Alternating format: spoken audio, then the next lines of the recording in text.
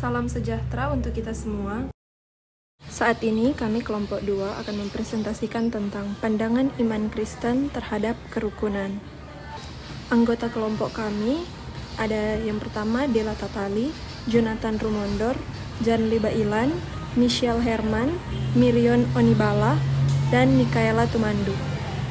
Menurut KBBI atau Kamus Besar Bahasa Indonesia, kerukunan merupakan kesepakatan masyarakat yang dilaksanakan berdasarkan keragaman dalam kehidupan sosial, baik budaya, etnis, maupun agama untuk mencapai tujuan bersama. Pandangan Alkitab tentang kerukunan. Alkitab menjadi sumber dasar bagi kehidupan umat Kristiani yang bertoleransi dengan orang-orang beragama lain. Dengan demikian, seorang Kristiani haruslah orang yang bisa hidup bertoleransi dan rukun dengan kelompok-kelompok lain yang berbeda keyakinan atau agama dengannya, bahkan harus berbuat baik kepada mereka. Orang Kristen harus berpegang teguh pada iman eksklusifnya sekaligus hidup bertoleransi dengan orang beragama lain. Lalu bagaimana kedua hal itu bisa berjalan bersamaan dan tidak saling meniadakan? Disinilah umat Kristiani harus kembali melihat bagaimana memahami toleransi yang sesungguhnya, yang Alkitabiah dalam Matius 5:45 tertulis, "Karena dengan demikianlah kamu menjadi anak-anak Bapamu yang di sorga, yang menerbitkan matahari bagi orang-orang jahat dan orang-orang baik, dan menurunkan hujan bagi orang-orang yang benar dan orang-orang yang tidak benar."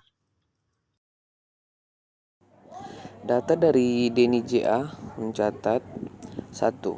Praktik diskriminasi pasca tahun 1998 justru lebih luas dan beragam dengan masa otoriter. 2. Pada tahun 1998 sampai 2004 terdapat 915 kasus kekerasan diskriminasi atau rata-rata dalam satu tahun terjadi 150 kasus diskriminasi. 3. Untuk kasus kekerasan agama, etnis, dan keyakinan terjadi 1483 kasus kekerasan. Kerukunan umat beragama di dalam bingkai iman Kristen di era disrupsi ini adalah umat beragama Kristen dengan selalu mengimani ajaran yang telah diajarkan oleh Tuhan Yesus, turut serta untuk melakukannya di dalam menjalani kehidupan ini. Termasuk umat Kristen pun akan menghargai di dalam penggunaan media sosial di masa teknologi yang berkembang pesat ini. Kerukunan yang hakiki dilindasi oleh nilai-nilai universalitas dan misi kemanusiaan.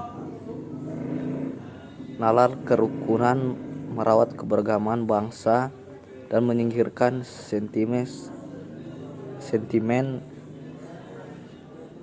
agama maupun adat istiadat yang dipertentangkan.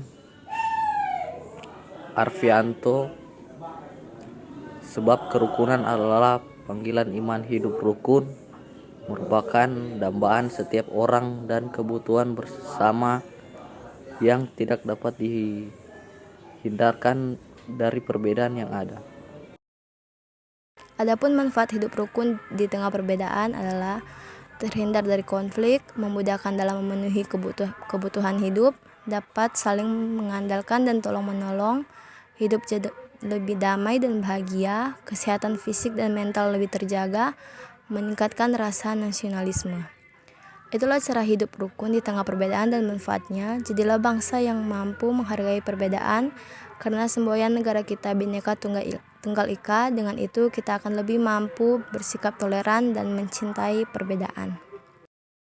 Di dalam ajaran agama Kristen, Tuhan Yesus selalu mengajarkan untuk selalu mengasihi semua orang di dunia ini, baik orang tersebut jahat kepadamu ataupun orang tersebut baik kepadamu.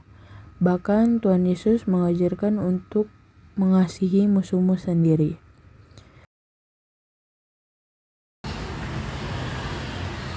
Demikianlah presentasi ini kami buat. Atas perhatiannya disampaikan terima kasih.